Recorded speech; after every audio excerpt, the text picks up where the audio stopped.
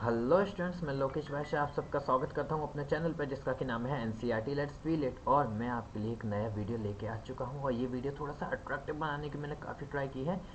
बताइएगा कैसा लगा आपको। तो हम पहले इस वीडियो को मतलब इस चैप्टर को देखने से पहले ये जान लेते हैं कि चैप्टर का नाम क्या है। फर्स्ट चीज़, चैप्टर का नाम है स्टाफिंग। इस स्टाफिंग चैप्टर में हमको देखना क्या क्या है उस पर भी नज़र डाल लेते हैं। इस स्टाफिंग चैप्टर में हमको देखना है सबसे पहले तो, एक मिनट, हाँ हाँ, ये रहा कर्सर। हाँ जी, what we read in this chapter. तो देखो हमको देखना है इसमें meaning and definition of the staffing. First हम मीनिंग और डेफिनेशन ऑफ द स्टाफिंग देखेंगे। After that we can read importance of staffing. उस इम्पोर्टेंस ऑफ स्टाफिंग को जानने के बाद हम मेन पॉइंट पे आएंगे कि कैसे हम है ना स्टाफिंग किसी कंपनी में किसी ऑर्गेनाइजेशन में करते हैं। तो उसको देखते हैं। अब चलो आगे बढ़ते हैं, आगे बढ़ते हैं। हाँ, देखिए मीनिंग। हाँ, मीनिंग हमसे कह रही है। ये मीनिंग मैंने एक है ना अच्छे ऑथर की उठाई है, तो उसको देख लेते हैं। आगे फिर से आपको देखेगी ये। तो देखिए मीनिंग कहती है staffing refers to the continuous process of finding. मतलब स्टाफिंग एक कॉन्टिन्यूस प्रोसेस है जिसे रोका नहीं जा सकता। फीचर्स में मिल गए इसमें। देखो फीचर तो अपन को वैसे ही मिल गए इसमें। अगर आपसे कहा जाए फीचर क्या है स्टाफिंग के, तो continuous process, evaluating personnel, finding personnel. अब देखो जैसे staffing refers to the continuous process of finding, selecting, evaluating and developing a worker working relationship with current and future employee। मतलब कि जो करंट में है और जो कि आने वाले फ्यूचर में होगा, ऐसे एक एम्प्लॉय से रिलेशन बनाता है। कौन? Working manager. वर्किंग एक मैनेजर जो कि है ना उस एम्प्लॉय को सेलेक्ट करता है किन बेसिस पे? Continuous process of finding. उसे ढूंढता है, उसे सेलेक्ट करता है, उसमें है ना क्वालिटीज़ देखता है, एवेल्यूट करता है उसमें कि है ना वो इस ऑर्गेनाइजेशन के लिए काम करने लायक है कि नहीं है। अब नहीं हुआ तो उसको लात मार के भगा देगा। वैसे तो अपन को है ना वो ले ही लेगा, ऐसे में ले ही लेगा वो। And developing a worker. और अगर एक बार वो इवेल्यूट करके प्रोसेस सेलेक्ट कर लेता है उस इंसान को, उस एम्प्लॉय को, तो वो फिर उसे डेवलपमेंट मतलब डेवलपिंग प्रोसेस के थ्रू उसे ट्रेनिंग देता है, डेवलपमेंट करता है उसका, उसको अच्छा फील कराता है उस ऑर्गेनाइजेशन में, जिससे कि वो ऑर्गेनाइजेशन का एक एम्प्लॉय बन के नहीं, एक परिवार का सदस्य बन के काम करे। बहुत अच्छी बात है। अगर आप है ना किसी भी सामने वाले को ये दिखा दो कि आप उसके रिलेशन में हो, आप है ना उसके सगे हो, तो है ना वो आपके लिए कुछ भी कर देता है। तो ये भी यही कहते हैं ये लोग भी। मतलब जो स्टाफिंग प्रोसेस है ना, ये भी इस तरह से शो करते हैं अपने आप को कि है ना हम आपके घर वाले हैं, ना कि बाहर वाले। द मेन गोल क्या होता है स्टाफिंग का? The main goal of staffing is to fill the various roles within the company with suitable candidates. मतलब कि मेन गोल स्टाफिंग का है कि है ना वेरियस रोल्स को फुलफिल करना और कंपनी में एक सूटेबल कैंडिडेट को, मतलब एक टैलेंटेड, एक ऐसा इंसान जो कि है ना काम को अच्छे से बखूबी एफिशिएंटली एंड इफेक्टिवली, मतलब इफेक्टिवली एंड एफिशिएंटली काम को अच्छे से कर सके। ठीक है ना? ऐसी चीज़ को देखा जाता है एक कैंडिडेट में, और वही कैंडिडेट को स्टाफ के तौर पर है ना लिया जाता है अंदर। अगला point, we can discuss some definition of staffing that. हमारी फर्स्ट डेफिनेशन है अकॉर्डिंग टू एस बेंजामिन। मैंने आपको ये जो डेफिनेशन उठाई है ना, ये नाम भी मैंने सोच समझ के उठाए, क्योंकि मुझे पता है नाम बड़े अजीब से होते हैं, लेकिन ये है ना बेंजामिन नाम आप है ना याद रख सकते हो। वो बेंटेन आता था ना, उससे अपन याद रख सकते हैं। तो बेंटेन का ऐसा ही है ना, थोड़ा थोड़ा सही है। तो देखो बेंजामिन, एस बेंजामिन ने लिखा है कि staffing is the process. Staffing एक ऐसी प्रोसेस है इन्वॉल्व इन आइडेंटिफाइंग, जिसमें है ना आइडेंटिफाई मतलब कि ढूंढना, असेसिंग इकट्ठा करना, प्लेसिंग इकट्ठा करके उनको है ना उनकी सही जगह पर पहुंचाना, इवेल्यूटिंग फिर उनके अंदर की क्वालिटी को जानना, एंड डायरेक्टिंग और उन क्वालिटी को सही जगह पर लगाना। ये सब काम करता है इंडिविजुअल एट वर्क। इंडिविजुअल के लिए कौन? मैनेजर। वर्क के समय में, काम के समय में तो सीधा सीधा बना ना। एज बेंजामिन क्या कह रहा है? Staffing is the process involved in identifying, assessing, placing, evaluating and directing individual at work। Work के सिवा, वह मतलब वर्क के अंदर, वर्क के अंदर के अलावा कोई और काम नहीं भाई। वर्क में रहो, खुश रहो, नहीं तो जूते इतने बढ़ेंगे ना कि आपको है ना कंपनी में टिकने नहीं दिया जाएगा। आप अगर काम में ये सब चीज़ें है ना फॉलो नहीं कर पाए, तो आप इन सब चीज़ों को अपना नहीं पाए, तो अब अगली हम डेफिनेशन देखें तो अकॉर्डिंग टू HR ग्रोसरी, ये ग्रोसरी ही, ग्रोसरी ऐसे आप याद रख सकते हो क्योंकि आजकल है ना वो एक नया ऐप चला है ना, डेली ग्रोसरी सामान मिलने वाला, तो उससे आप याद रख सकते हो ग्रोसरी। तो HR ग्रोसरी ने अकॉर्डिंग टू ग्रोसरी भी लिख देना चल जाएगा। तो according to grocery, staffing refers to the continuous process, हर चीज़ में continuous process of finding, selecting, evaluating and developing a worker relationship, a working relationship with current and future employ. मतलब कि है ना एक फ्यूचर और एक प्रेजेंट एम्प्लॉय को, उनकी क्वालिटी को जज करना, उनके अंदर है ना उनको डेवलप कराना, उनको आगे बढ़ाना, ये सब काम है ना कौन करता है? इस सब काम को करने वाला मैनेजर होता है। तो मैनेजर का यही मेन मोटिव है कि मैनेजर करता है कि finding, selecting, evaluating and developing an employ in the working relationship with the working relationship in with current and future employ. ठीक है ना, मतलब करंट और फ्यूचर एम्प्लॉय के लिए ये सब काम करे जाते हैं। अगली शीट पे आते हैं। तो अगली शीट हमें बोलती है कि है ना स्टाफिंग की इम्पोर्टेंस क्या है। तो देखो स्टाफिंग की अब हम इम्पोर्टेंस देखें अगर, तो स्टाफिंग की इम्पोर्टेंस हमारे पास है, एक मिनट, हाँ, इम्पोर्टेंस ऑफ स्टाफिंग। स्टाफिंग की इम्पोर्टेंस ये आती है कि ये जो स्टाफिंग है ना, ये filling jobs with competent persons, जो कॉम्पिटेंट पर्सन्स होते हैं ना उनके द्वारा उनके साथ में है ना जॉब्स को फिल कराता है। अब कोई इनकॉम्पिटेंट पर्सन है अगर है ना, हमारे पास एक ऐसा मैनेजर नहीं है, ह्यूमन रिसोर्स मैनेजर नहीं है जो कि है ना ह्यूमन रिसोर्स को लाता हो, तो ऐसे में है ना हम हर किसी को अपनी ऑर्गेनाइजेशन में बुला लेंगे, और that thing worst for the organisation, that thing that thing create the losses situation. क्योंकि अगर एक जगह पर 10 लोगों का काम है और उन 10 लोगों में भी कोई ऐसा इंसान चाहिए जो कि मैकेनिकल वर्क कर सके, लेकिन हम अनमैकेनिकल वर्क करने वाले इंसान को है ना ले लेते हैं उसकी जगह, तो हमारा तो एक तरह से सीधा सीधा घाटा है ना। तो उस सीधे घाटे को घटाने के लिए, हटाने के लिए, लॉस को ना लेने के लिए हम है ना इन चीज़ों को अपनाते हैं, जिससे कि है ना स्टाफिंग से हमें है ना एक क्रीम इंसान मिले। ये क्रीम मतलब वो होती है ना एक एक आइसक्रीम के ऊपर की क्रीम या फिर केक के ऊपर की क्रीम, तो वो सबसे ज़्यादा टेस्टी लगती है। तो उसी तरह से ये क्रीमी इंसान को है ना ले लेते हैं। तो आप सोच लो, आपकी है ना क्रीमी इंसान आएगा तभी तो ऑर्गेनाइजेशन वर्क करेगी ना अच्छे से। तो ये भी यही सोचते हैं सेम बात, इसलिए स्टाफिंग प्रोसेस को बहुत ज़्यादा इंपॉर्टेंस माना जाता है। और स्टाफिंग की इम्पोर्टेंस पहले यही है, filling jobs with competent person. ठीक है ना। अगला आता है सर्वाइविंग एंड ग्रोथ। एक मिनट रुकिए। फू फू फू फू फू फू। हाँ, तो हमने ये देख लिया। अब हमने ये वाला तो देख लिया। एक मिनट गलत आ गई। हम्म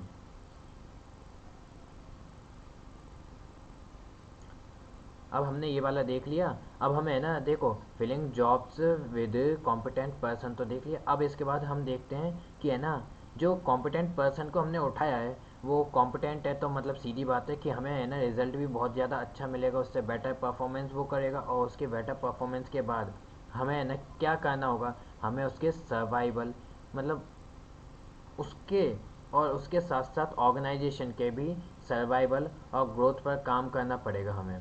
तो हम देखते हैं कि है ना सर्वाइवल एंड ग्रोथ पे भी काम करेंगे हम, किसके, ऑर्गेनाइजेशन और खुद के। जब है ना वो कॉम्पिटेंट, मतलब वो पर्सन जो है जिसको हमने लिया है वो बहुत ज़्यादा अच्छा होगा, अपने काम में बहुत ज़्यादा इजीली है ना अपने काम को कर पाएगा एफिशिएंटली एंड इफेक्टिवली, तब हम है ना हम भी आगे बढ़ेंगे और साथ में वो भी आगे बढ़ेगा हमारे साथ। अगर ऐसे ही कॉम्पिटेंट पर्सन होगा, देखो सब चीज़ है ना एक दूसरे से रिलेट हो रही है। इस एक चीज़ से है ना रिलेट हो गई ये, और इसी एक चीज़ से रिलेट हो गई ये भी। बेटर परफॉर्मेंस देगा कॉम्पिटेंट पर्सन, सर्वाइवल और ग्रोथ में मदद करेगा। अब अगली चीज़ रिलेट होगी इसमें कि अगर ये ऐसे कॉम्पिटेंट पर्सन को हमने लिया तो हमें है ना optimum utilisation of human resource मिलेगा। मतलब कि है ना ऐसा रिसोर्स मिलेगा हमें जो कि ऑप्टिमम यूटिलाइज करता है अपनी पावर को। अब अगर हमें है ना ऐसे किसी इंसान को उठा लें कि मतलब उसे नॉलेज नहीं है तो वो है ना रिसोर्स को वेस्ट करेगा। अब वो रिसोर्स को वेस्ट करेगा तो इससे उसका तो ज़्यादा कोई नुकसान नहीं है, उसको तो हम बाहर निकाल देंगे बस। लेकिन कंपनी तो रिस्क बियर करेगी ना उसकी वजह से, क्योंकि आप भी जानते हो एक गंदी मछली अगर तालाब में हो तो उसकी वजह से है ना पूरा का पूरा तालाब है ना इन्फेक्टेड हो जाता है ना। तो यही चीज़ तो यहाँ पे होगी ना। तो इसी वजह से अगर एक कॉम्पिटेंट पर्सन होगा, then that competent person help to utilize the resources with fully effectively। ठीक है ना, फुल इफेक्टिवली वो है ना उस रिसोर्स को यूज़ कर सकेगा, तो उसे हम कहते हैं optimum utilisation of human resource. अगला पॉइंट हम देखते हैं, तो अगला पॉइंट इससे ही मैच करके हम देखेंगे कि ये बन गया है improve job satisfaction and moral. अब इम्प्रूव जॉब सेटिस्फैक्शन फर्स्ट तो है जॉब सेटिस्फैक्शन। तो अब है ना जो कॉम्पिटेंट पर्सन है उसको जॉब सेटिस्फैक्शन भी तो हमें देना पड़ेगा। मतलब कि अभी है ना वो काम करे और उसे लगे कि क्या पता कल मुझे है ना इस कंपनी से निकाल दें, इस ऑर्गेनाइजेशन से बाहर कर दें, तो उसकी इस डर को मिटाने के लिए हमको कुछ उसे देना पड़ेगा ना जॉब सेटिस्फैक्शन के तौर पे। तो उससे हम ऐसे ही है ना जैसे कि प्रमोशन दे देते हैं या फिर कुछ और ऐसी टेक्निक्स अपनाते हैं जिससे कि है ना उसको है ना अपनी जॉब की सेटिस्फैक्शन हो जाए कि है ना मुझे इस कंपनी से तब तक नहीं निकालेंगे जब तक कि है ना मैं नहीं चाहूँगा। मतलब जब तक कि मैं अच्छा काम करूँगा और है ना मेरे से प्रॉफिट होता रहेगा। एंड मोरल, और उसके मोरल को घटने नहीं देंगे। मोरल क्या होता है? Morale means the ability to do a work with their positive power. अब आपके अंदर पॉजिटिव पावर नहीं है, आपका मन ऐसे हो कि यार आज तो पूरा मूड खराब हो गया, क्या कर रहे हैं यार, ऐसा ऐसा सोचोगे ना तो आपका वो पॉजिटिव नेगेटिव पावर आपके है ना काम में देखेगा। उसी जगह पर अगर आपका पॉजिटिव पावर है तो वो पॉजिटिव पावर अगर आपने लगाया तो उस पॉजिटिव पावर को लगाने के बाद क्या होगा? देखो, सबसे पहले तो लोग आपको पसंद करेंगे, क्योंकि है ना जो इंसान पॉजिटिव रहता है ना जैसे कि मेरी तरह, तो है ना उसके है ना आसपास सब लोग रहते हैं और लोग उसे पसंद करते हैं। लोग कहते हैं आप इधर आओ, आप इधर आओ, आप इधर आओ। और जो भी है ना सीनियर्स होते हैं ना वो उस इंसान से सबसे ज़्यादा ऐसे पैचअप होते हैं, उन इंसान से है ना सबसे ज़्यादा कनेक्ट होते हैं, क्योंकि वो इंसान पॉजिटिव है, वो ऐसे चलता है, उसे पता है कि है ना मेरे पॉजिटिव रहने में भी मैं काम करूँगा, नेगेटिव रहने में भी मैं काम करूँगा। तो इससे अच्छा मैं पॉजिटिव रहकर काम करूँ, क्योंकि पॉजिटिव रहकर काम करना मेरे लिए और ऑर्गेनाइजेशन के लिए दोनों के लिए बहुत अच्छा होगा। तो इसलिए है ना उसका मोरल भी बढ़ाते हैं। अगली शीट पर आते हैं, हम अगली शीट पे आते हैं। क्या चक्कर है यार इसको भाई। हम्म हाँ, अब हम देख लेते हैं इसके आगे कि है ना हमारी जो स्टाफिंग की प्रोसेस है वो क्या है। अब हम स्टाफिंग की प्रोसेस देखेंगे, इम्पोर्टेंस हम जान गए। अब इसके बाद हम प्रोसेस पे आते हैं और प्रोसेस हमसे कहती है staffing process is first is estimating the man power requirement. First हम है ना फाइंड आउट करें कि हमारे पास कितनी रिक्वायरमेंट है मैन पावर की, हमें कितनी ज़रूरत है मैन पावर की। ठीक है ना। सेकंड इज़ द रिक्रूटमेंट, जितनी हमको ज़रूरत है। अगर हमारे पास है ना जैसे कि हमें 50 बंदों की ज़रूरत है, 50 एम्प्लॉयज़ की ज़रूरत है, तो वो 50 एम्प्लॉयज़ हमें है ना चाहिए। अब ऐसे तो है नहीं कि मार्केट में है ना एक के वो ऐसे भाव चल रहा हो, भाई आओ आओ 10 एम्प्लॉयज़ को एक साथ उठा ले जाओ, ऐसा कोई भाव थोड़ी चलेगा मार्केट में। तो ऐसी चीज़ों को मतलब है ना रिक्रूटमेंट प्रोसेस को अपनाया जाता है, जो कि कई तरह से होती है। हम आगे चल के डिटेल में इन सबको देखेंगे। तो एस्टिमेटिंग, और फिर अगला है रिक्रूटमेंट के बाद सिलेक्शन। देन सिलेक्शन हमसे कहती है कि है ना जो हमने रिक्रूटमेंट के लिए है ना लोगों को बुलाया था तो उनमें से who are the capable to to work with us. मतलब हमारे साथ काम करने में कौन है ना सक्षम है, कौन में एबिलिटी है कि हमारे साथ मिलके काम कर सके। ऐसे इंसान को है ना ढूंढती है कौन? ऑर्गेनाइजेशन। ऑर्गेनाइजेशन। अगला है इसमें फोर्थ पॉइंट जो कि है placement and orientation. Placement and orientation में है ना ये होता है कि प्लेसमेंट, अब जैसे कि हमने है ना पकड़ लिया कि कौन इंसान है जो है कि है ना हमारे साथ काम करने के लायक है, तो उस इंसान को पकड़ के उस इंसान का गला दबा के उस इंसान को है ना पूरी ऑर्गेनाइजेशन घुमाई जाती है। पूरी ऑर्गेनाइजेशन को घुमाना पड़ता है कि है ना आप हमारे साथ चलो, हम आपको बताते हैं कि आपको कहाँ पे काम करना है, हमारी ऑर्गेनाइजेशन हमारी इंडस्ट्री कितनी ज़्यादा बड़ी है और उस इंडस्ट्री में है ना कितने वर्कर्स काम करते हैं। तो ऐसी सारी चीज़ें उनको दिखाया जाएगा जिसको सिलेक्ट किया गया है। अगला है ट्रेनिंग एंड डेवलपमेंट। अब जो इंसान को बखूबी वो आपके लिए कैपेबल है, मतलब वो कैपेबल है इंसान, वो एम्प्लॉय, लेकिन फिर भी है ना उसमें कुछ तो खामी होंगी ना। उसको वर्किंग कंडीशन नहीं पता, वर्किंग नेचर नहीं पता, वर्किंग एनवायरनमेंट नहीं पता। तो ऐसी चीज़ में वो क्या करेगा, वो कहीं ना कहीं गलती कर सकता है। तो उसको पहले ट्रेनिंग एंड डेवलपमेंट दी जाएगी।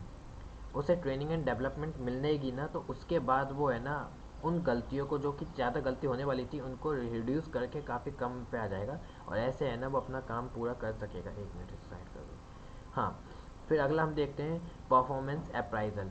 तो ये जो दो है ना, परफॉर्मेंस अप्राइजल और ये कंपनसेशन, ये है ना अपने डीपली टॉपिक में है नहीं कि इसमें अपन डीपली जा सके, इसलिए बस इतना सा जान रखिए इसमें कि performance appraisal is a process in which you give some bonus, give some security to the job for the employee।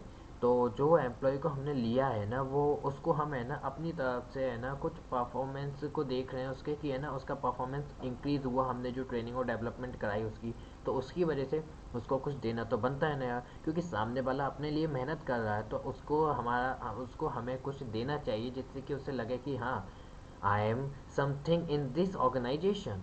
तो यही चीज़ है ना उस इंसान को मोटिवेट करेगी। अब ऐसा तो नहीं होना चाहिए कि है ना एक इंसान बड़ा मेहनत कर रहा है और दो चार जूनियर इंसान बैठे हुए हैं और वो एक है, देख देख देख भड़वा जा रहा है भड़वा। मतलब उसकी बेइज्जती ऐसी कर दे कि है ना वो इंसान सोचे कि मैं इस ऑर्गेनाइजेशन का पार्ट हूँ, कि गली का एक आवारा इंसान। अब समझ लो आवारा क्या हूँ, समझ लेना। तो ऐसा वो इंसान ना सोचे, इस वजह से है ना, इस वजह से ये परफॉर्मेंस अप्राइजल जैसी चीज़ें करनी चाहिए। क्योंकि जब एक इंसान को है ना सिक्योरिटी, एक इंसान को ऐसे सेफ्टी और है ना कंपनसेशन, ऐसी चीज़ें मिलती रहेंगी, तो उसकी वजह से है ना उसकी वहाँ पे उस ऑर्गेनाइजेशन के अंदर, उस ग्रुप के अंदर है ना उसकी जो इमेज है वो बहुत ज़्यादा इम्प्रूव हो जाएगी और उसकी इज्जत भी बढ़ेगी। तो एक तरह से तो सीधा है, एक अगर है ना सामने वाले को हम इज्जत देंगे तो हमें भी है ना उससे बहुत कुछ मिलेगा।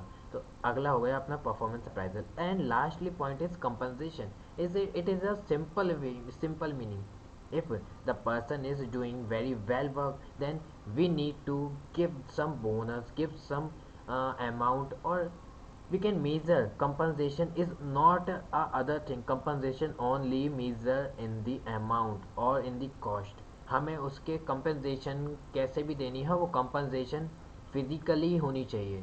मेंटली कोई कंपनसेशन उसकी नहीं होगी, फिजिकली होगी। जैसे कि हमने उसको है ना ऐसा कह दिया कि तू टूर पर निकल जा, गोवा चला जा, चंडीगढ़, झारखंड, जहाँ पे भी जाना चाहे वहाँ चला जा।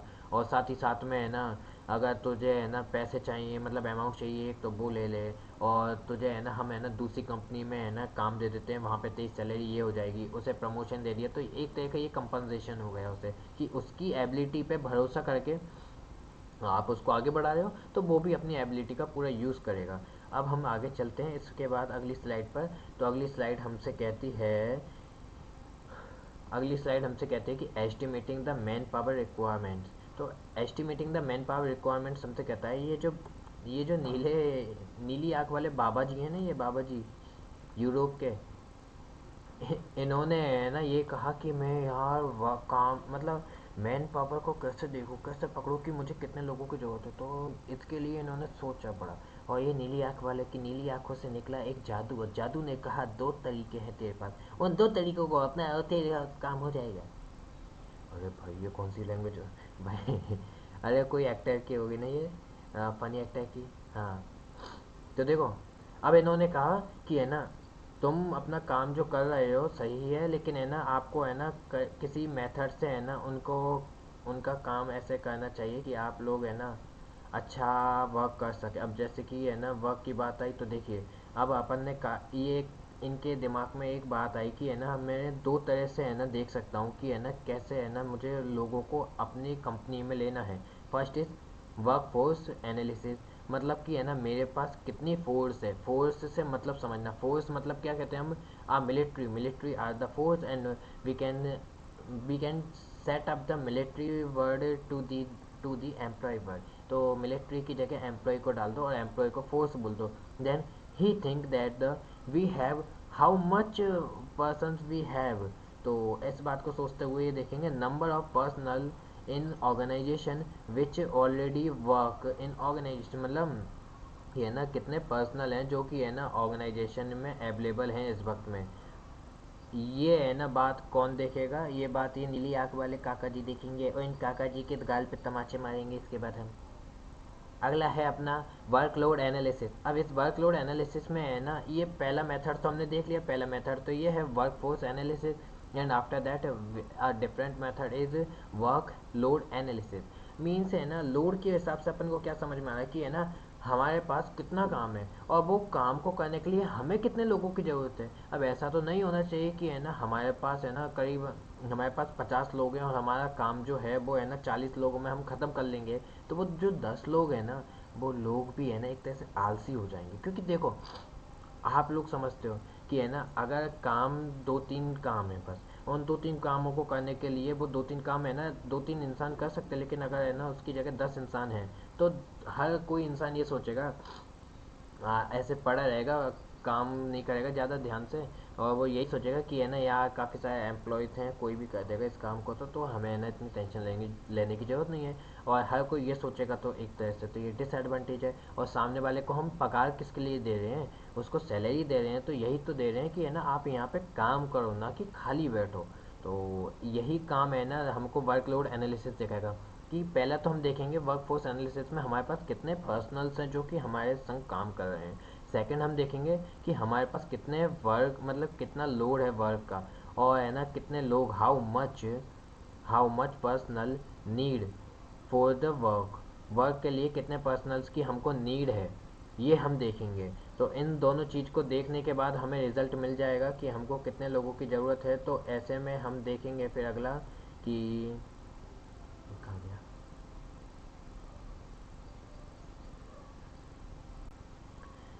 तो हमने देख लिया वर्कफोर्स एनालिसिस कितने लोग हमारे पास हैं, वर्क लोड एनालिसिस हमारे पास कितना लोड है काम का। अब इसके बाद हम अगले पे चलते हैं, अगले पेज पे चलते हैं और इस पेज पे हमारा होगा तितली उड़ी बस में चढ़ी, ड्राइवर बोला आजा मेरे पास, तितली बोली हट बदमाश। या ये तो गलत हो गया, तितली उड़ाई नहीं अपन ने, अरे ये तितली नहीं चिड़िया है। तो देखो, हाँ अब हम देखते हैं कि हमें है ना रिक्रूटमेंट प्रोसेस है हमारी, कौन सी प्रोसेस होगी अब हमारी होगी प्रोसेस रिक्रूटमेंट। तो उस रिक्रूटमेंट प्रोसेस में है ना कैसे कैसे काम हम करेंगे, तो इसको हम अब देखते हैं। तो देखो रिक्रूटमेंट प्रोसेस जो है हमारी, उस रिक्रूटमेंट प्रोसेस को दो तरह से देखा जाता है। What the way, first is first is internal process, internal recruitment process, and second is external recruitment process. ये इंटरनल और एक्सटर्नल रिक्रूटमेंट प्रोसेस में है ना क्या बात होती है, तो इन दोनों में ये बात होती है जैसे कि इंटरनल मतलब कि आप है ना कंपनी के अंदर से ही कोई मटेरियल को निकाल रहे हो, कोई है ना एम्प्लॉय को ले रहे हो और उसे है ना किसी और जगह पे शिफ्ट कर दे रहे हो। तो बस ये इंटरनल प्रोसेस में कहता है कि आपके पास एम्प्लॉय हैं तो आप उसी एम्प्लॉय को है ना किसी और जगह पे शिफ्ट कर देते हो काम करने के लिए। इंटरनल प्रोसेस हमसे ये कहती है। And the external process, external process हमसे कहती है कि आपके पास एम्प्लॉय है लेकिन है ना इतने नहीं है कि आप है ना अपना काम कर सको, तो आप बाहर से एम्प्लॉयज़ को बुलाते हो कि अब वो बाहर से बुलाने के कई सारे मेथड्स होते हैं, तो अब हम उन मेथड्स को देखते हैं। तो देखो इंटरनल इंटरनल प्रोसेस का हम देखें तो हमें है ना ये दो अपन को देखेंगे, ये दो दो वे जिससे कि हम इंटरनल प्रोसेस को देख सकेंगे।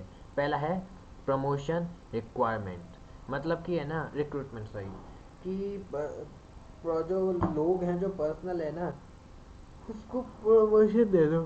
एक मिनट, सॉरी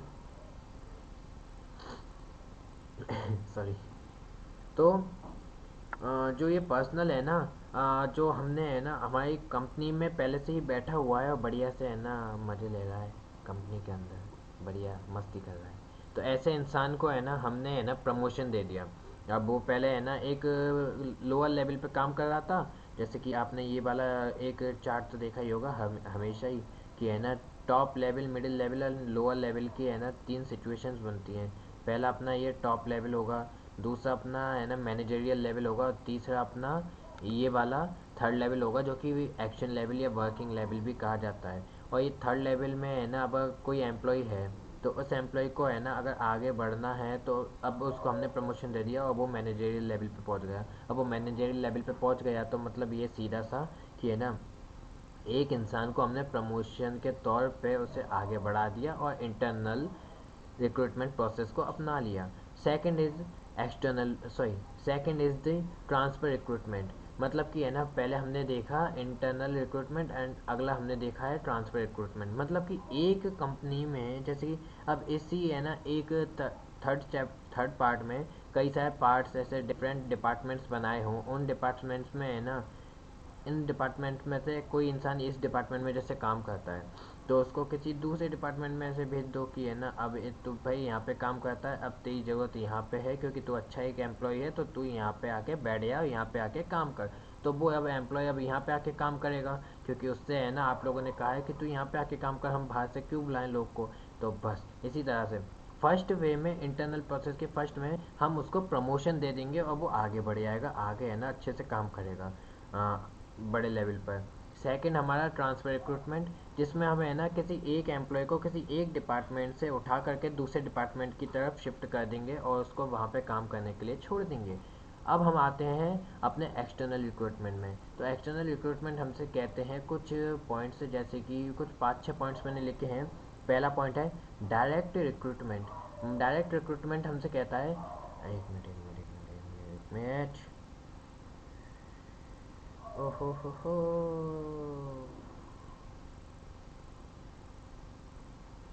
पेंसिल को थोड़ा छोटा करो यार।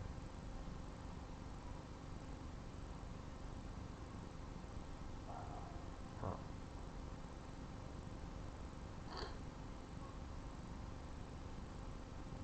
हम्म, ठीक है। तो अब हमसे है ना, हमसे कहता है एक्सटर्नल रिक्रूटमेंट कि हमें क्या ज़रूरत है, हमें है डायरेक्ट रिक्रूटमेंट की ज़रूरत।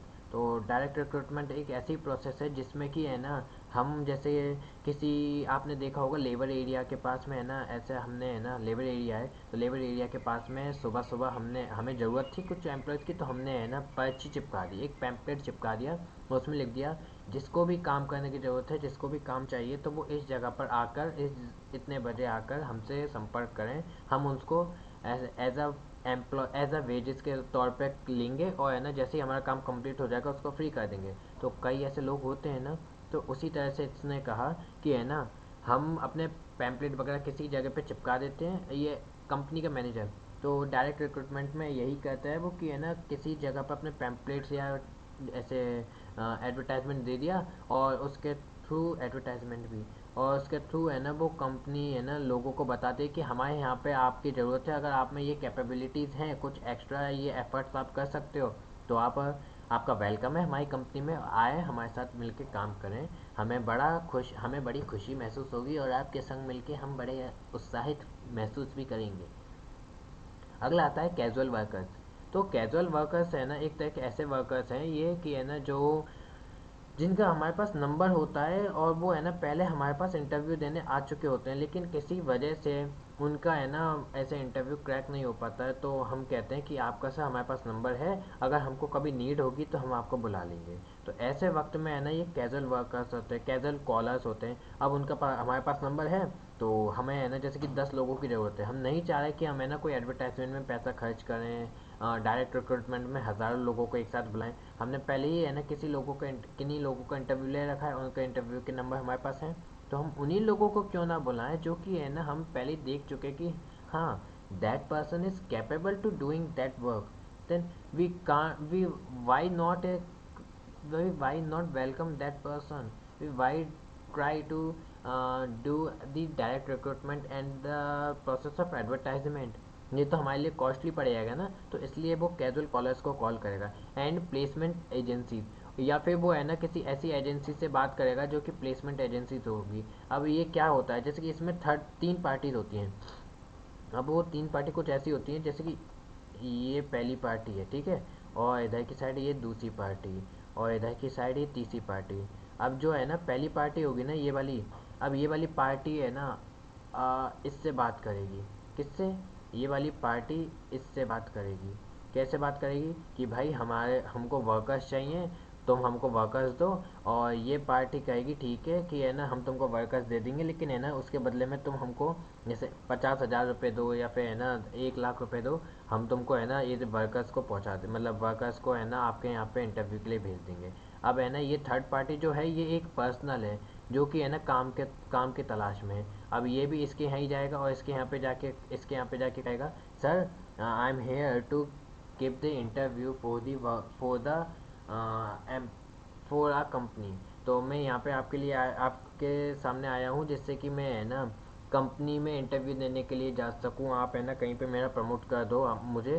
तो ये जो थर्ड पार्टी, ये जो मीडिएटर है ना, ये मीडिएटर है ना इन दोनों से पैसे लेगा, इन दोनों से अमाउंट लेगा, और बीच में खुद का बढ़िया काम चलेगा इसका। लेकिन इसके अपोजिट में ये है ना मीडिएटर, इसको तो है ना कॉल करके कहेगा कि है ना एक कंपनी है जिसका नाम की फलाना ठिकाना कंपनी है ये वाली, अब उस कंपनी के लोगों को आपकी ज़रूरत है, आप वहाँ पे जाएं और है ना जा कर के काम करें। तो ये इंसान है ना फिर सीधा इस कंपनी के पास जाएगा और सीधा इस कंपनी के पास जा कर के इंटरव्यू देगा। अगर कंपनी को इसका इंटरव्यू पसंद आया तो कंपनी इसे अपने यहाँ पे काम पे रख लेगी, नहीं आया तो वो कंपनी इसे निकाल देगी। तो ऐसे होता है कैजुअल कॉलर्स और प्लेसमेंट एजेंसी का काम। अगला होगा हमारा campus recruitment. I think that कि आपके लिए कैंपस रिक्रूटमेंट कोई बड़ा टॉपिक नहीं है। कैंपस रिक्रूटमेंट एक सीधा क्या, कैंपस क्या होता है, कैंपस मतलब कि कॉलेज, मतलब कि प्लेसमेंट, मतलब कि स्कूल, तो ये हमारा कैंपस होता है। तो इन कैंपस को, और इंस्टीट्यूशंस भी, तो इन कैंपस को है ना हम जब ज्वाइन करते हैं तो हमें स्टार्टिंग में बता दिया जाता है कि बड़ी बड़ी जो भी कंपनीज होती, मतलब जो भी इंस्टीट्यूशंस होते हैं या फिर कॉलेजेस होते हैं, वो कहते हैं कि ये ना जो फाइनल पेपर आपका होगा उस पेपर से पहले पहले सॉरी उस पेपर से पहले हम आपका एक है ना इंटरव्यू लेंगे, और आपके लिए है ना कई लोग बाहर से आएंगे, कई कंपनीज बाहर से आएंगी, और वो आपके यहाँ पर आकर के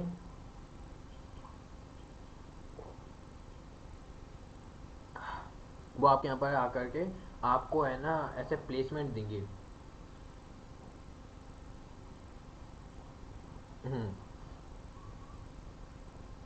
तो उस तरह की प्लेसमेंट को हम कहते हैं कैंपस रिक्रूटमेंट। कि फाइनल ईयर के एग्ज़ाम से पहले है ना कुछ लोगों को है ना प्लेसमेंट मिलने की बात होती है कि आप आओ और आपको प्लेसमेंट मिलेगी यहाँ पर। अगला हमारा पॉइंट है लेबर रिक्रूटमेंट। लेबर रिक्रूटमेंट मतलब कि ऐसा ही है इसमें तो कि है ना एक इंसान है, उसने है ना कई लेबर्स को इकट्ठा कर लिया, और इकट्ठा करके वो उन लेबर से कह रहा है कि है ना मैं तुम्हें काम दिलाऊंगा, बदले में है ना तुम मुझे थोड़ा बहुत अमाउंट देना बस। अब एक तरह की यूनियन बन गई उसमें, और एक हेड बन गया।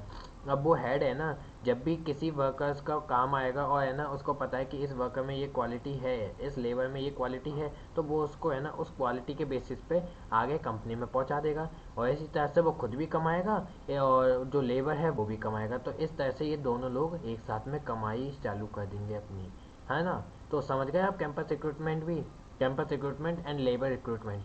अब हम चलते हैं आगे वाले टॉपिक पे। इंटरनल रिक्रूटमेंट और एक्सटर्नल रिक्रूटमेंट के क्या क्या अंतर हो सकते हैं, क्या क्या इसमें है ना प्रॉज हो सकते हैं और कॉन्स हो सकते हैं। तो ऐसी चीज़ को मतलब कि क्या क्या इसके एडवांटेज हो सकते हैं और डिसएडवांटेज हो सकते हैं।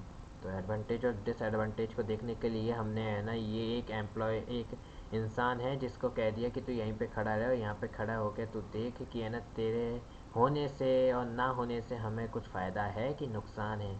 तो वो देखता है बेचारा, अपने दोनों हाथों में उसने ले रखे हैं अखबार, और वो देख रहा है कि भाई साहब ये तो हमारे साथ हो गई चोट, और हमारे चेहरे पे बना दिया गया है एक पतंग। हमारा राजस्थान, महालो राजस्थान, क्या बात है, क्या पतंग बनाई है ना। हाँ, तो अब वो एम्प्लॉय देखेगा कि भाई हम है ना यहाँ पे जो टिक रहे हैं तो हमसे है ना कंपनी को फ़ायदा हो रहा है कि नहीं हो रहा। तो मतलब कि ऐसा है कि एक है ना इंटरनल जो हमने रिक्रूटमेंट करी है और जो एक्सटर्नल रिक्रूटमेंट करी है, तो उसमें है ना हम करेंगे इन चीज़ों को, तो हमें क्या एडवांटेज होंगे एंड क्या डिसएडवांटेज होंगे, इस चीज़ को पता करने के लिए हम आते हैं। तो सबसे पहले हम देखते हैं pros and cons of internal source. तो प्रॉज एंड कॉन्स मतलब कि है ना सबसे पहले एडवांटेज क्या होंगे, एडवांटेज क्या होंगे इंटरनल रिक्रूटमेंट के। First advantage is employ motivated. ये जो है ना एम्प्लॉय है ना, इसमें ये मोटिवेट होगा, क्योंकि उसको ये लगेगा कि यार अभी मैं है ना ऐसे काम कर रहा हूँ, आगे चल के है ना मुझे ऐसा प्रमोशन मिल जाएगा अगर मैं है ना काम को बहुत अच्छे से करूँगा। तो उस अच्छे से करने के चक्कर में है ना ये बहुत ज़्यादा ट्राई करेगा और बहुत अच्छा करेगा। तो वो एम्प्लॉय मोटिवेटेड रहेगा हर वक्त कि है ना मैं जितना अच्छा काम करूँगा उतनी अच्छी मेरे को है ना सैलरी मिलेगी, उतना अच्छा मुझे प्रमोशन मिलता रहेगा। अगला उसने कहा process of selection not need to do, मतलब कि है ना ऐसे वक्त में है ना जो सिलेक्शन की प्रोसेस है, मतलब कि जो हम देख रहे थे अब एक्सटर्नल सोर्स में जो हम है ना एक्सटर्नल रिक्रूटमेंट में जो हम लोगों को ले रहे थे तो उसमें बहुत ज़्यादा कॉस्ट लग रही थी। तो वो कॉस्ट जो होगी ना वो हमें करनी नहीं पड़ेगी, और जो ज़्यादा टाइम हमारा जाएगा कि हम पहले तो है ना रिक्रूटमेंट के लिए है ना इनविटेशन करें, फिर उन रिक्रूटमेंट को बुलाएं, फिर उनको बुला करके हम उनको काम समझाएं, फिर काम समझा करके उनको ट्रेनिंग और डेवलपमेंट के लिए आगे भेजें, तो इसमें कितना सारा टाइम लगता है, पैसे लगते हैं, तो वो सब चीज़ भी दूर हो जाएंगी। थर्ड पार्ट बताया इन्होंने, थर्ड पार्ट बोला इन्होंने personnel shifted one place to another, कि है ना एक पर्सनल को है ना कितनी भी जगह पर शिफ्ट किया जा सकता है, इसमें है ना कोई ऐसी प्रॉब्लम नहीं होगी। अब जैसे कि है ना ये एक कंपनी बनाई और इस कंपनी के अंदर है ना ऐसे अपन ने डिपार्टमेंट्स को क्रिएट कर दिया कि इस कंपनी के अंदर हमने मान लिया कि इसके अंदर है ना ऐसे 5 डिपार्टमेंट्स हैं। तो इन 5 डिपार्टमेंट्स में से इधर है एक एम्प्लॉय, तो उसको है ना यहाँ पे काम करवाना है, यहाँ पे इधर की साइड काम करवाना है इस एम्प्लॉय को, तो है ना हमने सीधी बात है भाई, तू इधर आ जा। अगर फिर उसको है ना इधर काम करवाना है तो हम कहेंगे अब तू उधर चला जा। तो बस ऐसे है ना एक एम्प्लॉय को दूसरी जगह पर बार बार है ना हम भेज सकते हैं। तो यही काम है ना हम हमारे लिए एक एडवांटेज होगा इंटरनल रिक्रूटमेंट में। अब इसमें है ना हमने एडवांटेज देख लिया, अब हमारे डिसएडवांटेज क्या होंगे उसको देखते हैं। तो vacancies of transfer personal were lethargic, ऐसे में है ना जो लोग हैं ना जो मतलब ये सोच के बैठे हैं कि भाई अब तो इंटरनल सोर्स है, इंटरनल रिक्रूटमेंट है, तो हमको तो डरने की ज़रूरत ही नहीं है क्योंकि हमें तो नौकरी मिलेगी, ये पक्की बात है, मतलब हमारा प्रमोशन पक्का है। थोड़ा बहुत ये देखते हैं ना वो कि है ना हमारा प्रमोशन पक्का है तो हमें तो है ना बढ़िया से अभी मिल जाएगी लॉटरी लगेगी हमारी, हमको है ना प्रमोशन मिलेगा।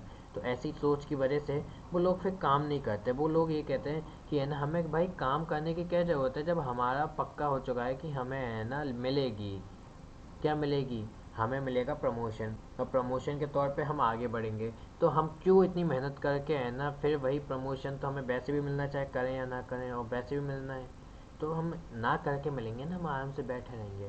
फिर इसके बाद हम देखते हैं फ्रेश टैलेंट नॉट कैम। अब है ना इसके बाद हम मतलब डायरेक्ट रिक्रूट, अब हमें है ना एक्सटर्नल रिक्रूटमेंट नहीं कर रहे, तो इसकी वजह से हमें है ना जो फ्रेश टैलेंट है वो नहीं मिलेगा। मतलब क्या पता सामने वाला है ना बहुत ज़्यादा क्वालिटी मेड बंदा हो, कि है ना क्रीमी बंदा हो, मतलब क्रीम के ऊपर भी एक क्रीम होती है ना वो वाला क्रीम हो वो, लेकिन हमें तो नहीं पता चला ना उसके बारे में। तो हमें पता नहीं चला तो हम उससे अवॉइड कर देंगे, वो हमारे से दूर चला जाएगा क्योंकि हम इंटरनल रिक्रूटमेंट कर रहे हैं। Third and last part is personal not do work because of transfer. Transfer की वजह से है ना, अब जैसे कि एक पर्सन को पहले यहाँ पर बैठाया था, फिर यहाँ के बाद यहाँ पे लेकर आ गए, मतलब कि एक पर्सन यहाँ पे पहले काम कर रहा था फिर उसके बाद वो यहाँ पे काम करने लग गया। तो दोनों तो अलग अलग डिपार्टमेंट्स हैं ना, अब ये अलग अलग डिपार्टमेंट्स हैं, मतलब कि है ना इन दोनों का अलग अलग काम होगा। तो एक काम में ही सीखने में, मतलब काम सीखने में ही एम्प्लॉय अपना पूरा समय निकाल देगा तो वो काम कब करेगा।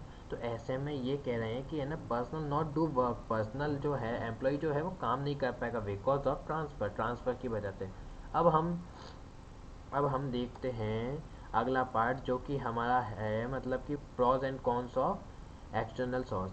जो कि हमारी एक्सटर्नल सोर्स है, मतलब कि हमारी जो हम बाहर से लोगों को बुलाते हैं उसके हमारे हमें क्या एडवांटेज है। फर्स्ट हमारा एडवांटेज है qualified personal and fresh talent, कि हमारे पास इतने सारे चॉइसेस होते हैं कि हम है ना बहुत अच्छे इंसान को उसमें से निकाल सकते हैं जो कि काम को एक बेटर वे में करने के है ना तरीके निकाल सके। वो ऐसा ना कि है ना किताबी कीड़ा हो, जैसे कि रणछोड़ दास वाला, याद है वो थ्री इडियट्स के चैन, थ्री इडियट्स का एक था, क्या था वो पिक्चर थी, उसमें क्या था, एक रट्टू तोता, कौन था वो रट्टू तोता, क्या नाम है उसका याद नहीं आ रहा। तो वो रट्टू तोता बस रट रट के उसने है ना कैसी नौकरी पाई थी, 50 से 1000 या 1 लाख के कुछ। लेकिन है ना इसके बाद जो रेंचो था उसने क्या पाया था, उसने है ना एक प्रोफेसर बना था, बहुत ही टैलेंटेड, बहुत ही ज़्यादा सीखाने वाला प्रोफेसर, बहुत ज़्यादा क्वालिटी बेसिस पर। तो ऐसा होता है जब है ना वो कि लोग कहते हैं कि भाई हमने इन लोगों को सिखा दिया, अब है ना क्या पता कोई ऐसा फ्रेशर निकल के आ जाए, फ्रेश टैलेंट ऐसा आ जाए जो है ना बहुत ही ज़्यादा मज़ेदार हो, मतलब कि जो है ना एक वर्क को करने के कई हज़ारों तरीके निकाल ले और वो है ना अपने वर्क से कभी भी मुंह ना फेरे। तो ऐसे इंसान को भी है ना हम ढूंढ सकते हैं किसमें, एक्सटर्नल रिक्रूटमेंट में। अगला हमारा है कॉम्पिटेंट स्पिरिट, मतलब कि है ना जो हमें है ना जब एक्सटर्नल इंसान को बुलाएंगे तो कंपनी के अंदर है ना एक अनडिस्टर्बेंस क्रिएट होगा, सॉरी एक डिस्टर्बेंस क्रिएट होगा। और डिस्टर्बेंस में है ना वो लोग जो कि काम अभी तक हमारे साथ कर रहे थे ये सोचेंगे, यार आज का आया इंसान इतना शानदार काम कर रहा है, इसकी वजह से हमें भी दिक्कत हो जाएगी, हमें है ना नौकरी से निकाल देंगे क्योंकि यही हमारा काम कर दे रहा है, तो हमको अच्छा काम करना पड़ेगा। तो ऐसे कंपटीशन जनरेट होगा, और कंपटीशन जनरेट होना तो बहुत अच्छी बात है। That create a competitive nature in the organisation and it help to earn the more profit. क्योंकि अगर आप अच्छा काम करोगे तो आपको अच्छी सैलरी मिलेगी, अच्छी सैलरी मिलेगी तो अच्छे है ना आपकी खुद की इनकम भी होगी, और सामने आप है ना कंपनी को भी इनकम में अच्छा दोगे। तो इस वजह से है ना ये मज़ेदार बात हो जाएगी। अब हम देखते हैं डिससेटिस्फैक्शन, मतलब कि अब हम देखते हैं कि डिसएडवांटेज क्या क्या होंगे, सॉरी। तो डिसएडवांटेज हमारे होंगे, sorry, dissatisfaction face by employees. जो है ना एम्प्लॉयज़ है ना वो ऐसे में ये भी सोच सकते हैं कि यार हम इतने सालों से इस कंपनी में काम कर रहे हैं और है ना हम अभी अभी हम है ना वर्किंग लेवल पर हैं। अगर ये इंसान को नहीं बुलाएंगे ना, किसी बाहर के इंसान को नहीं बुलाएंगे काम पर, डायरेक्ट रिक्रूटमेंट नहीं करेंगे, तो उससे हमें एडवांटेज होगा। लेकिन है ना ये बाहर के इंसान को बुलाने मतलब कि वो इंसान है ना डिससेटिस्फाई हो जाएगा जो हमारे साथ में बहुत पहले से काम कर रहा है। तो वो डिससेटिस्फाई हो जाएगा, तो मतलब वो काम भी ढंग से नहीं कर पाएगा, तो उस वजह से है ना उस इंसान को बहुत ज़्यादा प्रॉब्लम हो जाएगी, और साथ ही साथ में ऑर्गेनाइजेशन को भी, क्योंकि एक पुराने इंसान को निकालना मतलब कि खुद के पैर पे कुल्हाड़ी मारने बराबर होता है। अगला है कॉस्टली।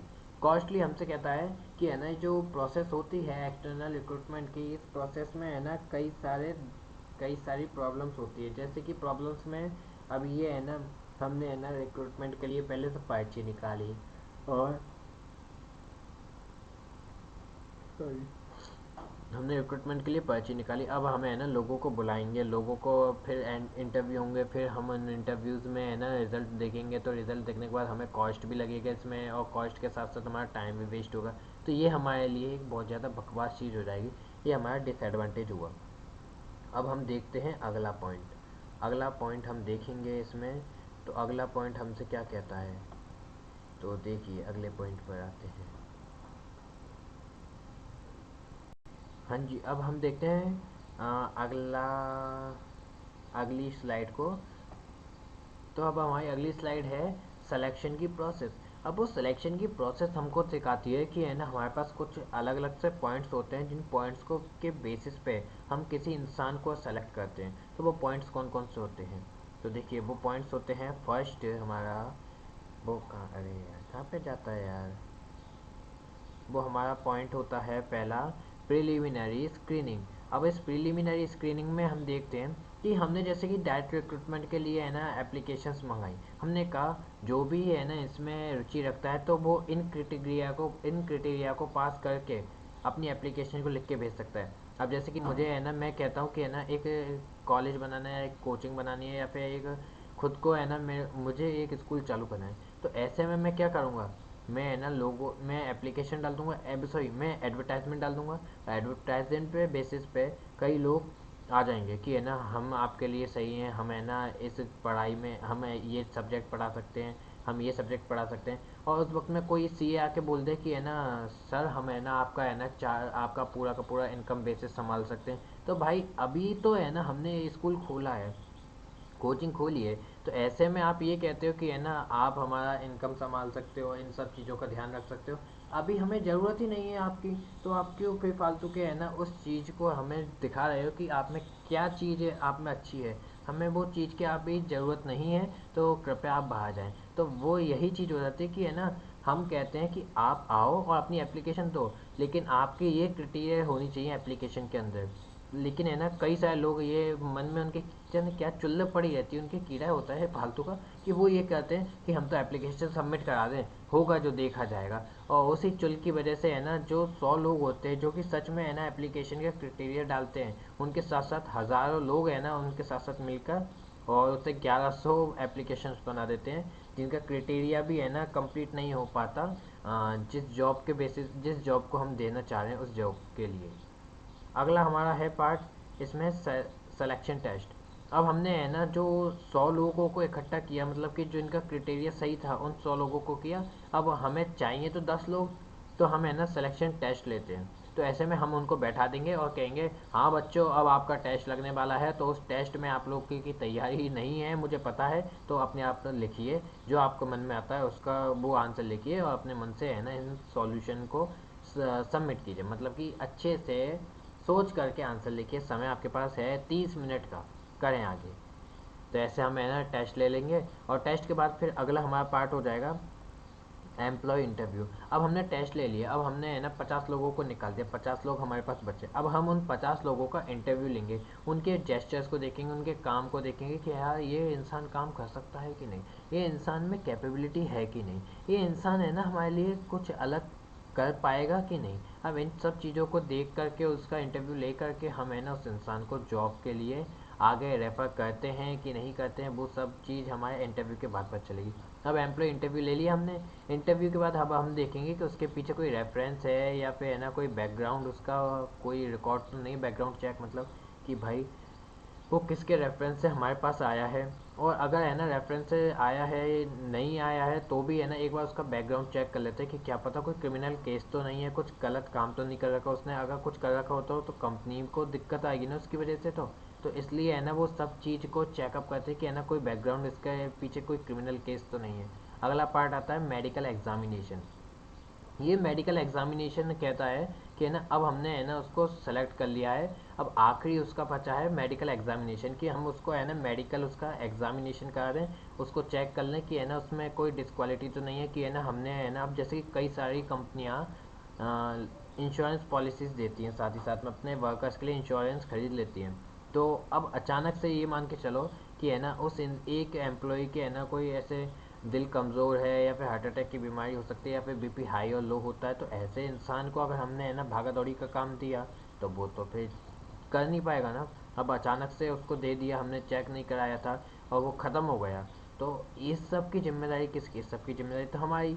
और एक कंपनी जो इंश्योरेंस पॉलिसी देती है उस इंश्योरेंस पॉलिसी में साफ लिखा होता है कि ऐसे इंसान को है ना जिसको इस तरह की बीमारियां हैं उसको इस इंश्योरेंस पॉलिसी के अंडर में नहीं रखा जाएगा। एक साफ इंसान मतलब कि जिसको बीमारी नहीं है ऐसे इंसान को ही इंश्योरेंस पॉलिसी के अंडर में रखा जा सकता है। अगला है हमारा जॉब ऑफर, कि हम है ना जॉब ऑफर देते हैं। अब हमने मेडिकल एग्जामिनेशन कर दिया, बंदा बिल्कुल फिट एंड फाइन है, तो उसको अब हमने जॉब ऑफर दे दिया कि आप आओ हमारे यहाँ पे काम करो, अब आपका आपका स्वागत है हमारी कंपनी में। देन आफ्टर दैट इसके बाद हम है ना कॉन्ट्रैक्ट ऑफ एम्प्लॉयमेंट करा देंगे उसको, है ना हमारी जो कंडीशंस है रूल्स रेगुलेशंस हैं उसको दे देंगे पढ़ने के लिए, और साथ ही साथ में उस पर है ना शीट पर साइन करा देंगे कि अब आप हमारे साथ हो, हमारे एक एम्प्लॉय हो। फिर सिलेक्शन डिसीजन कंप्लीट, इसके बाद है ना जो सिलेक्शन डिसीजन होगा ना वो कंप्लीट हो जाएगा और हम उस जगह से फ्री हो जाएंगे और वो एम्प्लॉय हमारे पास आ जाएगा हमारे साथ काम करने के लिए। अब इसके बाद हम देखते हैं अगला हमारा पॉइंट क्या बन सकता है। अब हम अगले पॉइंट पे आते हैं। हाँ, तो अब हम चलते हैं अपने अगले पॉइंट पर, और अगला हमारा प्रोसेस है ना जो स्टाफिंग का, उसको देखते हैं कि वो हमारा प्रोसेस हमसे क्या कहता है। तो अब हमारा अगला प्रोसेस कहता है प्लेसमेंट एंड ओरिएंटेशन। इस प्लेसमेंट एंड ओरिएंटेशन से हम समझ पा रहे हैं कि है ना ये जो कंपनी में हमने किसी एम्प्लॉय को रखा है तो उस एम्प्लॉय में है ना क्वालिटीज़ तो चलो ठीक है हैं, लेकिन उन क्वालिटी को निखारना भी तो पड़ेगा। अब हमें पता है एक पत्थर में है ना सोना गड़ा हुआ है, उस पत्थर के अंदर सोना है, लेकिन उस पत्थर को भी तो तोड़ना पड़ेगा ना, जिससे कि उस सोने को निकाल सकें, फिर उस सोने को पिघला सकें, फिर उससे कुछ बना सकें। तो ऐसे ही एक एम्प्लॉय को हमने ले तो लिया, उसमें क्वालिटी हमने देख ली, उसके अंदर क्वालिटी है, तो उसको तराशना, उसको ट्रेनिंग देना, फिर उसकी डेवलपमेंट पे ध्यान देना, ये सब काम होंगे। तो उससे पहले है ना उस एक एम्प्लॉय को जिसको सेलेक्ट किया है उसको पूरी ऑर्गेनाइजेशन दिखाई जाएगी। प्लेसमेंट तो दे दी, अब प्लेसमेंट के बाद ये मतलब ये प्लेसमेंट तो दे दी है ये वाली प्लेसमेंट। अब इसके बाद है ना ओरिएंटेशन की बारी है, तो ये प्लेसमेंट के बाद जब हम ओरिएंटेशन पे आते हैं ना तो ओरिएंटेशन में इस एक एम्प्लॉय को पूरी की पूरी ऑर्गेनाइजेशन घुमाई जाती है, उसको बताया जाता है कि तुम्हारा क्या काम है, तुम है ना क्या काम, मतलब तुम किस डिपार्टमेंट में बैठ के काम करोगे, हमारे पास कितने डिपार्टमेंट्स हैं, हमारी कितनी बड़ी ऑर्गेनाइजेशन है, कितनी बड़ी इंडस्ट्री है, कहाँ कहाँ पे ये फैली हुई है, कितनी फ्रेंचाइजीज हैं इसकी, कितनी ब्रांचेज हैं इसकी। तो ऐसी बातों को किया जाएगा। और फिर अगला हमारा आता है लास्ट प्रोसेस, जो कि हमारा ट्रेनिंग एंड डेवलपमेंट प्रोसेस। तो अब हम देखते हैं ट्रेनिंग एंड डेवलपमेंट प्रोसेस को।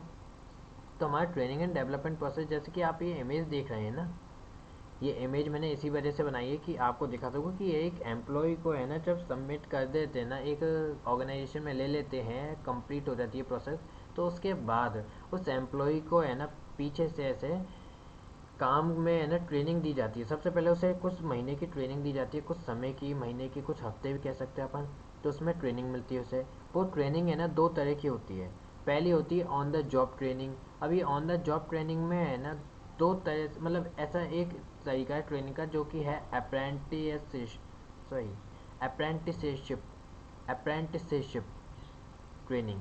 ये अप्रेंटिसशिप ट्रेनिंग है ना, इस ट्रेनिंग में जैसे कि ऐसा बोलते हैं अप्रेंटिसशिप ट्रेनिंग, ये है ना कंपनी के अंदर अब अपन काम कर रहे हैं, तो है ना कंपनी के अंदर बैठे बैठे काम कर रहे हैं। तो एक ऐसा मानो जैसे कि आप है ना ऑन द जॉब ट्रेनिंग कर रहे हो। अब आप है ना अपना जॉब भी कर रहे हो, आपको सैलरी भी मिलेगी उस वक्त के जब आप काम कर रहे हो, और साथ ही साथ में आपको ट्रेनिंग भी मिल रही है। और दूसरी होती है ऑफ द जॉब ट्रेनिंग, मतलब इसमें है ना आप है ना बस ट्रेनिंग कर रहे हैं, लेकिन आपको कोई सैलरी नहीं मिलेगी, इसकी कोई कंपनी आपको है ना कैप ऐसे लाइबिलिटी नहीं है किसी कंपनी की कि वो आपको कुछ पे करे इस जॉब के लिए। तो अब हम ऑन द जॉब ट्रेनिंग देखते हैं। ऑन द जॉब ट्रेनिंग में होती है अप्रेंटिसशिप ट्रेनिंग। ये अप्रेंटिसशिप ट्रेनिंग है ना कुछ छोटू और मास्टर की तरह होती है। आपने कभी कभी देखा होगा कि प्लम्बर या टीवी सही करने वाला, एसी सही करने वाले के साथ में एक है ना इंसान और आता है साथ में, छोटू कहते हैं उसे। तो वो छोटू है ना आता है, वो स्क्रू ड्राइवर वगैरह लाता है अपने साथ में, बैग पकड़ता है उस इंसान का जो कि सही करेगा। और जो भी है ना सही करने वाला इंसान है ना, मतलब मास्टर, उससे जो भी मांगेगा तो वही चीज़ है ना छोटू उससे मास्टर को देगा। और धीरे धीरे ये काम देखते देखते वो छोटू खुद एक मास्टर बन जाएगा। तो ये प्रोग्राम होता है, ये तरह की है ना ऑन द जॉब ट्रेनिंग दी जाती है। अब ऑफ द जॉब ट्रेनिंग की बात करें, इसमें दो तरह की ट्रेनिंग होती है। एक होती है इंटर्नशिप। इंटर्नशिप में किसी बड़े इंसान के साथ मिलकर, जो कि है ना आज के वक्त में सक्सेसफुल है उस एक फील्ड में, तो उस इंसान के साथ मिलकर हम अपना काम करते हैं। लाइक एक सीए, आप लोग है ना जब अपना सीपीटी, आईपीसीसी और है ना लास्ट में सीए क्लियर कर लेते हैं, जो कि 6 साल का हो कुछ होता है, तो उसके बाद है ना आपको आपको जॉब मिल मतलब जॉब ऐसी थोड़ी मिल जाती है। तो उसके बाद में आप है ना किसी के अंडर में काम करते हो। तो वो आप किसी के अंडर में काम करते हो, उसमें सीखते हो, तो वो एक तरह से ऑफ द जॉब ट्रेनिंग है आपकी। अब उस ऑफ द जॉब ट्रेनिंग में है ना आपको कुछ मिलता नहीं है, लेकिन आप है ना काम करते हो। ऐसे ही सीए की ट्रेनिंग होती है, ऐसे ही सीएस की होती है, ऐसे ही डॉक्टर की होती है। इस तरह की ट्रेनिंग्स होती हैं जो कि है ना आपको दिखाती है कि आपको आगे चल कर क्या काम करना है और किस तरह से करना है। वही हो गई है ऑन द जॉब की अप्रेंटिसशिप ट्रेनिंग ही हो गई एक तरह से। लेकिन बस इसमें आपको पेमेंट नहीं मिल रही है। इस इंटर्नशिप में आपको एक सर्टिफिकेट मिलेगा जो आपको प्रूफ होगा कि आपको ये सब काम आते हैं। अगला आपका है वेस्टिब्यूल ट्रेनिंग। वेस्टिब्यूल ट्रेनिंग, इस वेस्टिब्यूल ट्रेनिंग में कहा जाता है give some environment like job doing by the employ, कि आप लोगों को है ना एक एनवायरनमेंट प्रोवाइड किया जाता है। उस एनवायरनमेंट में आपको है ना ऐसा शो करते हैं जैसे कि आप है ना अपनी ऑर्गेनाइजेशन में काम कर रहे हो, आपको है ना रहने, खाने, बैठने, जाने, कहीं भी है ना आपका काम है ना जहाँ पे भी आपको भेजा जाता है, उन सब जगह पे एक एनवायरनमेंट बना रखा है कि आप जैसे ऑर्गेनाइजेशन में ही हो जहाँ पे आप काम करने वाले हो। उसी ऑर्गेनाइजेशन में आप काम कर रहे हो और वहीं पे आप रह रहे हैं। तो ऐसा एनवायरनमेंट आपको क्रिएट करके दे देती है कंपनी, जिससे कि आप है ना अपना माइंड सेटअप कर लेते हैं। हाँ जी। अब इसके बाद और कुछ भी है क्या आगे? इसके आगे और कुछ भी है क्या? नहीं। हाँ जी। तो उम्मीद है आपको अपना लेक्चर पसंद आया होगा। ये अब मैंने नई ट्राई की थी, नई कुछ शुरुआत की थी, इसमें भी है ना कुछ चेंजेस हम लाते रहेंगे। मिलते हैं आपसे अगली वीडियो में। अभी के लिए tata bye bye, see you. और अगर आपको ये वीडियो पसंद आई हो तो चैनल को लाइक, सब्सक्राइब, शेयर करना ना भूलें। साथ में कमेंट्स करके भी बताएं कि मुझे क्या सुधारना चाहिए और कितना आपको सही लगा ये चैनल। चलिए मिलते हैं अगली वीडियो में। Tata bye bye. Telegram army पे ज्वाइन हो जाइएगा, लिंक इन द डिस्क्रिप्शन।